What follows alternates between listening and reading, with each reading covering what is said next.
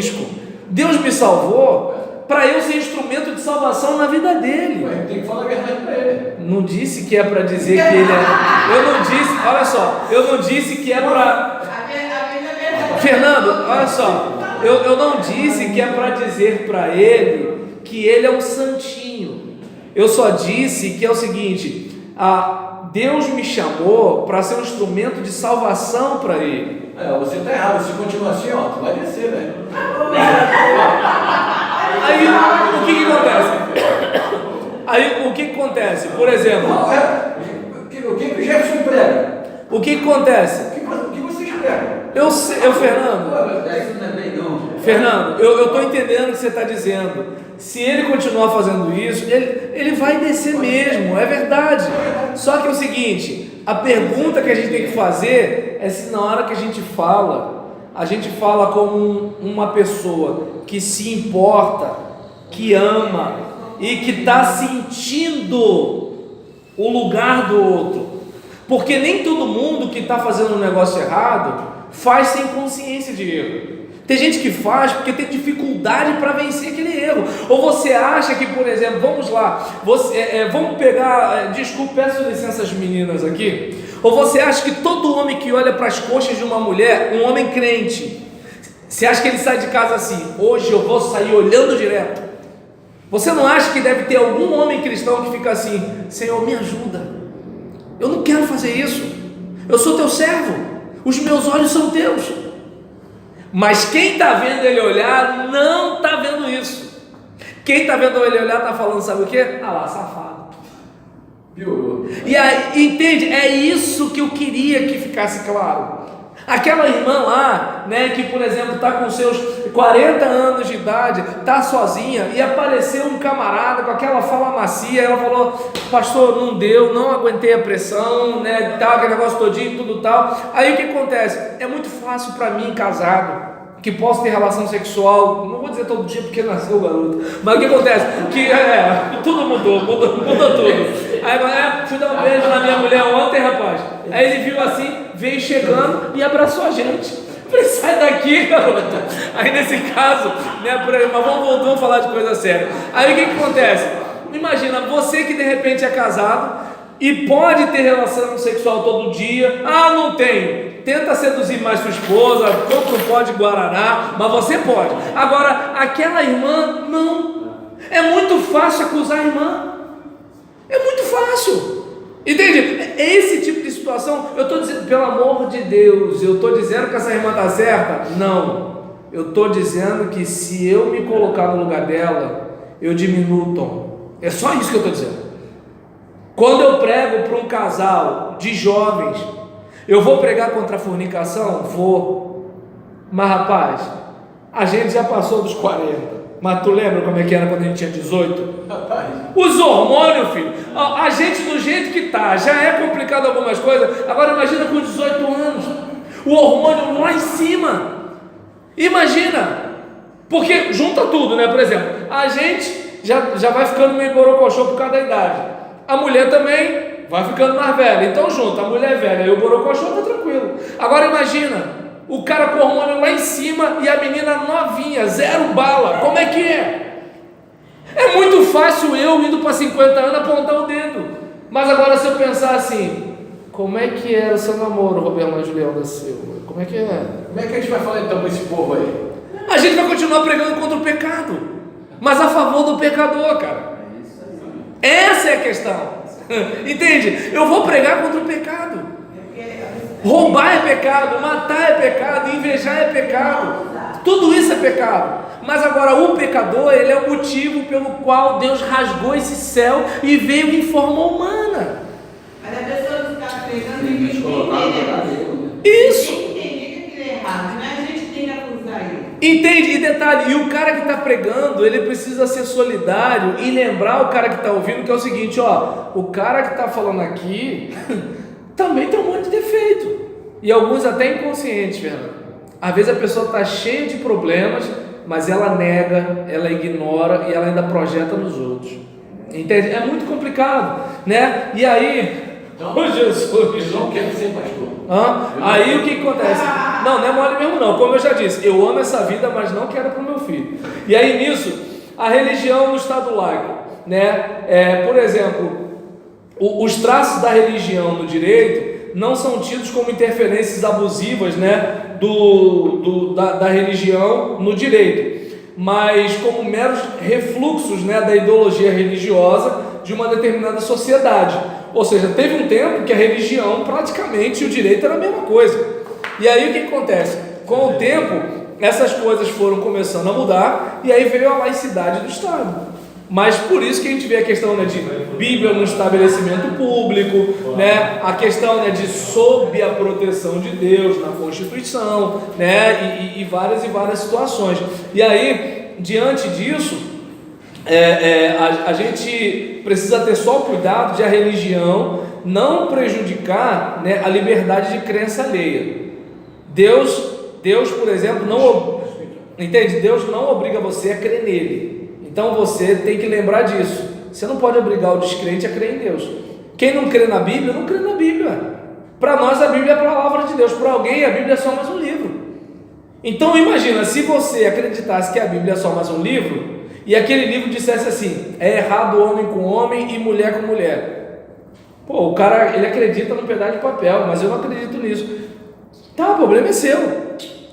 O direito vive para regrar a nossa convivência. A minha fé é uma questão particular minha. Eu tenho o direito de crer. Como eu disse, se eu quisesse crer na igreja da cadeira de fogo, o problema é meu. Ah, mas isso é absurdo. Absurdo para você. É minha fé, né? E o direito ainda tem que me assegurar, né, de não ser atacado na minha crença, né? E aí, por exemplo, é importante, né, a gente observar aqui a questão, né, de valores religiosos, em virtude, né, da relevância, né, da religião, né, da relevância social, a religião acaba se tornando o quê? Objeto de legislação, porque mesmo que o país seja laico, o homem é religioso. Então a gente precisa ter cuidado. Uma menina não pode ser apedrejada porque ela é de umbanda ou de candomblé. Um cristão, ele não pode ser achincalhado, ele não pode ser escarnecido porque ele crê em Jesus. Um muçulmano, ele não pode ser proibido de estudar numa escola porque tem extremistas lá no Oriente matando os outros e ele não vai poder estudar aqui no Brasil, né? Então, assim, a gente não pode fazer isso, né? Por isso, como o ser humano é religioso, então a gente tem que ter, né, o direito para isso, né?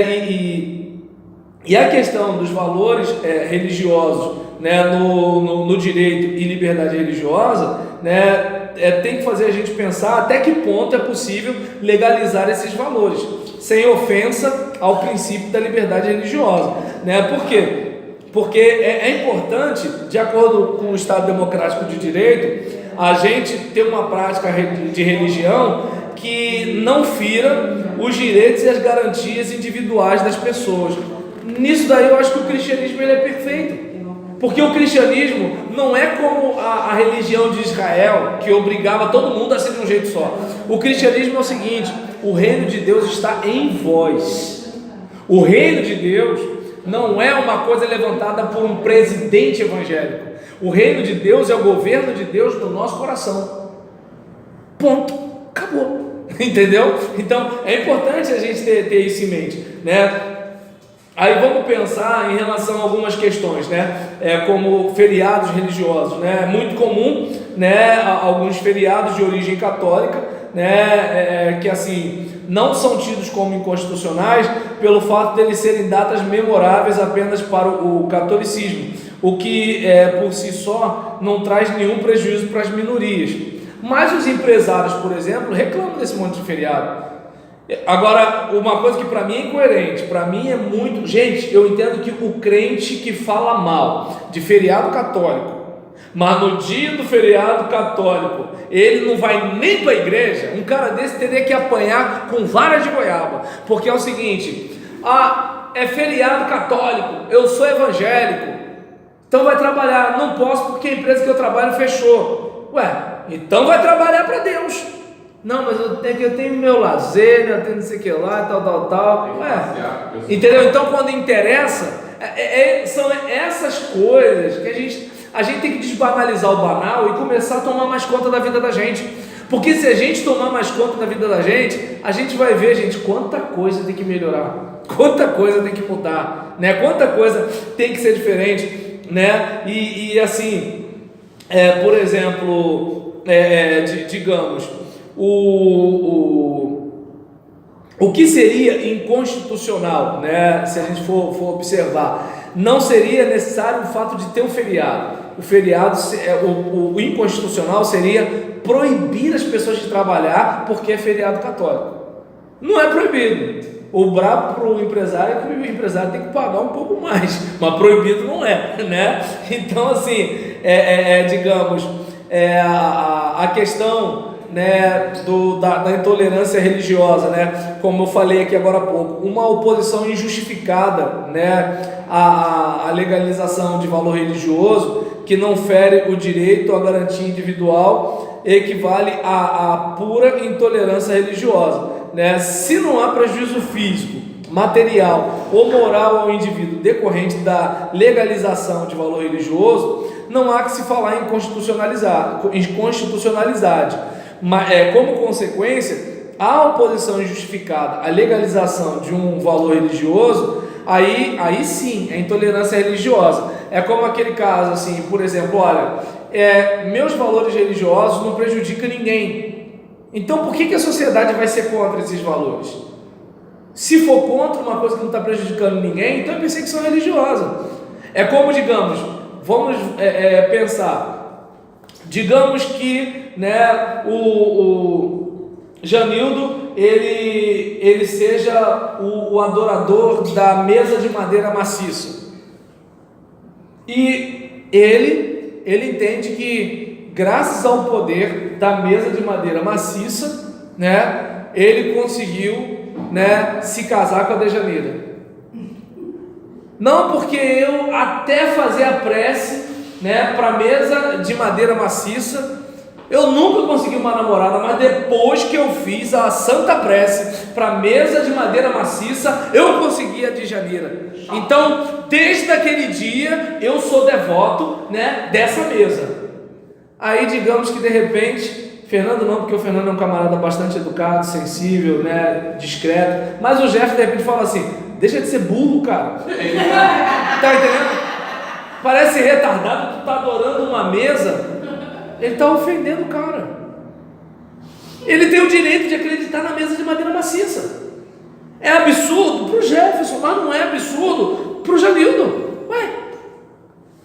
Por exemplo, eu não consigo conceber a ideia, né, de alguém acender uma vela para iluminar alguém que está no além. Mas agora, para alguém que não crê em Deus, não é absurdo também eu estar de joelho dobrado falando para o invisível? E ainda fecha os olhos para ficar concentrado? E agora? Eu acredito numa mulher que engravidou sendo virgem. Ué, não é absurdo isso não? Claro que é absurdo. É que quando eu olho para a minha fé, eu não acho absurdo, porque eu creio. Mas agora, coloque-se no lugar do outro. O outro tem o direito de achar, pelo amor de Deus, ninguém deixa de acreditar, tá bom? No nascimento virginal, né? na Imaculada Concepção, por causa disso que eu estou dizendo, pelo amor de Deus. Eu só estou me colocando no lugar do outro. Que assim, é só eu fazer isso. Aí eu deixo de encarnar no cara que bota farofa na encruzilhada. Entende? Eu deixo de desqualificar a pessoa. Porque tem muita gente boa, muita gente de bem, que acredita nessas coisas. Eu acredito que uma jumenta falou com o profeta, e aí? Agora pergunta para mim se eu acredito que jumento fala. Não acredito. Ou que um grande peixe engoliu um homem. Está entendendo? Entende? Então o que acontece? A gente acredita nessas coisas.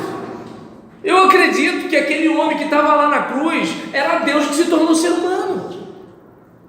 E agora? Nem os contemporâneos dele acreditavam nesse negócio. Eu 2.000 anos depois acredito. E agora? Então é importante, gente, a gente ter respeito. Discordar não é sinônimo de desrespeitar. Discordar é pensar diferente. Desrespeitar não. Aí já é outra coisa. Entende? Porque eu tenho receio de, quando eu falo isso, de parecer que eu sou a favor do outro pensamento. Não sou. Só que eu sou a favor do outro ter liberdade, já que eu sou a favor da minha liberdade. Tem pessoas que você consegue conversar. Opa, quer compartilhar? Fala, Luciano. Eu vou pegar uma pessoa que tem outra religião. Você vai fazer como? Então, você vai só falar, porque assim, tem pessoas de outra religião, igual tem cristão. Isso. Quando conversa com outra pessoa, com outra religião, consegue dialogar. Agora, tem tanto cristão como outras religiões que não conseguem. Se você for falar de Deus, o cara já quer te bater. E como tem cristão, se o cara chegar para falar de Oxum, sei lá de quê, também vai querer te bater. Exatamente. Quer dizer, aquelas pessoas que te dão abertura para você conversar, você vai só falar, só mostrar ela o teu ponto de vista, que ela vai entender. Fundamentalista tem em qualquer lugar, gente, né? E aí, quando eu falo fundamentalista aqui, é no sentido pejorativo mesmo, não é de alguém que guarda os fundamentos, mas de alguém que assim tem exatamente, super radical, né? E aí é importante a gente ficar atento, né? Que assim, a gente não deve fazer alguma coisa que cause dano a alguém, né? A gente tem que ter essa preocupação. E aí, qual a relevância da igreja como instituição, né? A relevância da igreja enquanto instituição para o direito? Vamos pensar. As normas e os padrões de conduta, né, inspirados na religião cristã, na moral, na regra cristã, o trato que a gente deveria ter se obedecesse, né, às escrituras, né, elas, de certa forma, elas contribuem para o bem da sociedade. A gente aprende o quê? Ama o teu próximo, honra pai e mãe, cria seu filho na disciplina. Tá entendendo? Então, assim, a fé cristã, ela não faz mal, ela não prejudica, né? Oi. Exatamente. Se os cristãos praticassem, não precisaria nem de lei. Fala. Eu fiquei deslocado num diálogo com o professor, assim começamos a conversar, ele falou, poxa, sou espírita, então estava num determinado local que abençoava as pessoas com cesta básica. Mas para as pessoas receberem, elas tinham que ser examinadas a que ponto que ia a necessidade dela. Então ele citou dois pontos. Foi um homem que estava desempregado, coisa e tal, então ele veio para pedir a cesta básica, foi examinado, foi aprovado. Então durante X tempo ficou recebendo aquela cesta básica. Em determinado ponto ele chegou, vim agradecer a vocês, arrumei um emprego, não quero mais a cesta básica. Assim como foi uma senhora que fez a mesma coisa. Eu fiquei assim pensando, como é que eu vou evangelizar um homem desse? Eu fiquei passado. Por quê? Porque eu fiquei sem assunto em relação àquele cara, do que ele fazendo como um espírita, né? Que ele é responsável, ele que assinava pelas cestas, a entrega das cestas. Eu falei assim, como eu vou falar com esse cara? E o outro, que era um gay não, perdão, esse gay foi a terceira fase. Um outro cidadão, Fernando, sabe, agora fiz mais de 100 consultas, ele deu na questão, esse negócio de ficar psicografia. Eu falei assim, rapaz, que situação, e para falar de Deus com esse cara foi difícil, porque ele não tive uma chance, nem ele, nem o professor, de falar de Deus. Como é que eu vou falar de Deus com um homem desse? Vou ter que esperar outra oportunidade.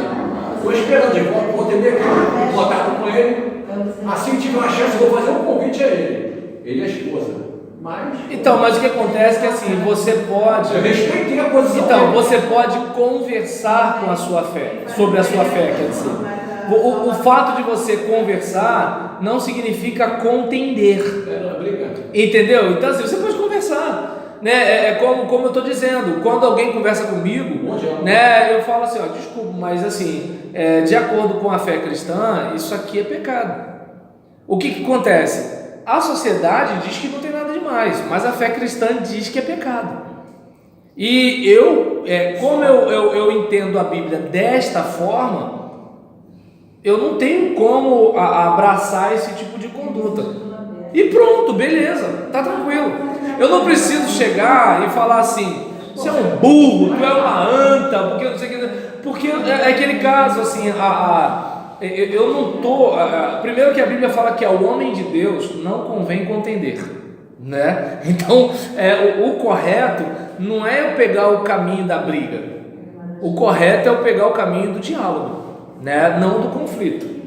E aí, seguindo aqui, é importante a gente lembrar que a igreja, antes de ser um fenômeno jurídico, ela é um fato social, né? Ela é uma instituição religiosa, né, formada por indivíduos que praticam ou partilham a mesma proposta, né? Porque a igreja, né, enquanto a religião do livro, ela partilha da mesma proposta de, olha, temos que viver assim, né? Precisamos agir assim, sentir assim e pensar assim, né? E aí nisso ela acaba sendo um microsistema social, né? E em virtude dessa espiritualidade da própria natureza humana que se projeta para a sociedade, esse microsistema religioso granjeou proeminente papel no contexto da civilização humana e é o mesmo passo que todas as instituições essenciais para a sociedade se mostra relevante para o direito. A igreja, se você olhar desde lá do primeiro século, ela foi influenciando a sociedade e o pensamento ocidental, até hoje. Então, a igreja tem o seu valor, tem os efeitos positivos e negativos da atuação dela na sociedade.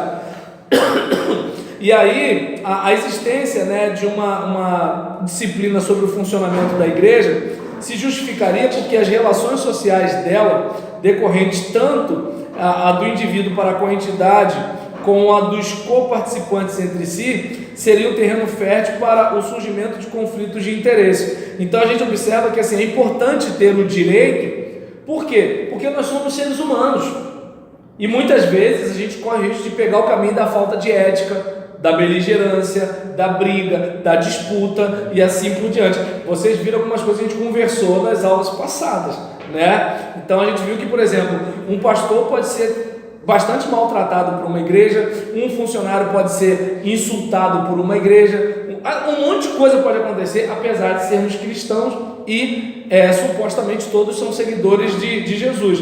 E aí, outro dia deram um testemunho desse na igreja, uma senhora que era da igreja, o pessoal da igreja criticava ela porque ela ajudava uma vizinha, sei lá, a carregar quando a mulher ia para a rua, carregar a bolsa essa vizinha era espírita. Aí o pessoal da igreja criticava ela. E ela não esquentava a cabeça, continuava ajudando a moça. E ela conseguiu levar a mulher para a igreja. Entende? E uma coisa, mesmo que ela não conseguisse levar para a igreja, a moça que ela ajudava, a gente faz porque a gente é cristão, né? E aí, esse campo de atuação do direito na igreja, ele se estenderia às matérias que interessam, que é a coletividade, tendo em vista a harmonização das relações humanas, né? Então, por exemplo, se de um lado interessa ao Estado disciplinar as relações jurídicas ocorrentes no seio da igreja, por outro, a proteção constitucional à liberdade religiosa constitui uma barreira intransponível para a interferência estatal. Então, o mesmo Estado que quer regular algumas coisas, ele mesmo se impede de impor algumas coisas. Deu para entender? Se ele impor, ele vai ferir a Isso, que ele mesmo tem. Entende? Então, é importante a gente observar, né, que assim, não se admite ao Estado legislar sobre matéria de cunho estritamente espiritual. Lembra quando a gente perguntou, mas a igreja pode ser organizada assim? Pode. O jeito dela organizar é livre. Lembra? A lei garante isso. A Constituição garante a liberdade de templo de qualquer culto. Então, o direito, ele estabelece mais o que? A relação da igreja enquanto instituição com a sociedade e com o Estado. Não o modo de funcionar interno da igreja. Daí onde, por exemplo, eu tenho o direito de pegar o microfone e pregar dizendo que a prática homossexual é pecado. Isso eu posso fazer. O que eu não posso fazer é mobilizar a igreja a uma guerra santa.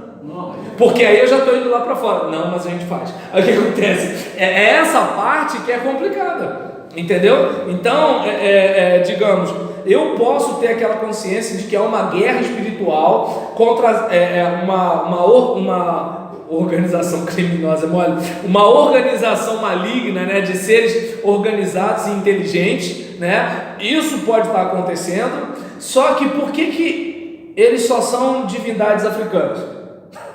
Entende? Até porque, digamos, quando Paulo escreve aos Efésios, não tinha Umbanda na época que Paulo escreveu aquilo.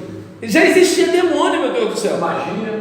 Entende? Ou seja, os demônios sempre existiram e, inclusive, né, o pecado é obra da carne, a tal da feitiçaria, e Paulo está escrevendo para crente lá em Gálatas. É obra da carne, a tal da feitiçaria. E o que é a feitiçaria, se não a simulação de uma ação divina, quando é uma ação demoníaca? Está entendendo? Quando a gente tem uma manipulação do sagrado, que não interessa a Deus, interessa a Satanás. Então você verifica que a ação demoníaca, ela vai muito mais além do que o culto de uma religião estranha à nossa. A atuação demoníaca tem a ver com o quê? Há maldade no meu coração. Havendo maldade no meu coração, quando vem o tal do Satanás, ele só provoca, mas o meu coração já está o quê? Vem em mim que eu estou facinho, entendeu? É mais ou menos assim. E aí, para a gente terminar, gente, para a gente ir para o nosso lanche, né? Porque o que acontece? O diabo, gente, o diabo só consegue fazer as coisas que consegue por causa da gente. Se o nosso coração não fosse mau, Satanás não prosperaria. E Jesus fala o quê? De onde vêm os adultérios, as loucuras, os homicídios? Vem do coração. Não é o que vem de fora que me contamina, é o que vem de dentro que me contamina, né? E aí, por exemplo, voltando para cá, para a questão do Estado, né? Ele fala de onde, Jesus pergunta onde ele veio e fala, né? Vim de espiar a terra, né? A maldade do outro. Ele está passeando aí, né? E aí, a proteção dispensada pela Constituição Federal do Brasil de 1988 coloca a igreja em posição de destaque em relação às demais instituições sociais para lhes garantir um tratamento especialíssimo, exceto em hipótese de ofensa a liberdades alheias, que é o que? O desvirtuamento. É inconstitucionalmente vedado ao Estado disciplinar a vida da igreja. Então, com exceção da ofensa a liberdades alheias, com exceção disso. Agora vamos e venhamos. Deus respeita a liberdade alheia. Não é a igreja que vai se meter nisso. A igreja vai anunciar, a igreja vai propor, a igreja não vai nem constranger e nem impor. Se ela fizer isso, ela está se metendo lá fora. E o trabalho dela não é se meter lá fora. O trabalho dela é se misturar lá fora para contagiar lá fora e trazer. E não assim, se não for na Bíblia, vai na bala. Não é assim. Entende? Como diz o Jefferson, é no amor. Entendeu? E aí, né? E aí nisso, a gente fecha, né? Deixando aqui esse ponto, né, de que a igreja, enquanto desempenhadora das relações jurídicas, tanto em face do Estado quanto dos particulares, está inserida na seara do direito público, no tocante às liberdades de religião, associação e reunião, né, que tem a ver com o direito constitucional e administrativo, e as imunidades, que tem a ver com o direito constitucional e tributário, e também no campo do direito privado, ao interagir na ordem privada, quando, por exemplo, adquire um imóvel, né, direito civil, ou contrato empregado, direito do trabalho. Então observa o quanto a igreja ela está envolvida com o direito, seja particular, privado, administrativo, né, do trabalho e assim por diante. Então,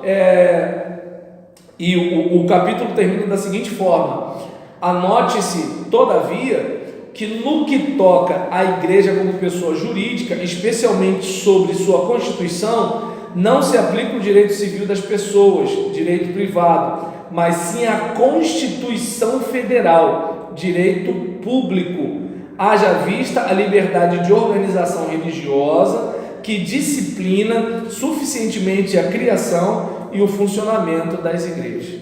Então, daqui a pouco a gente vai para o próximo ponto, vamos para o nosso intervalo.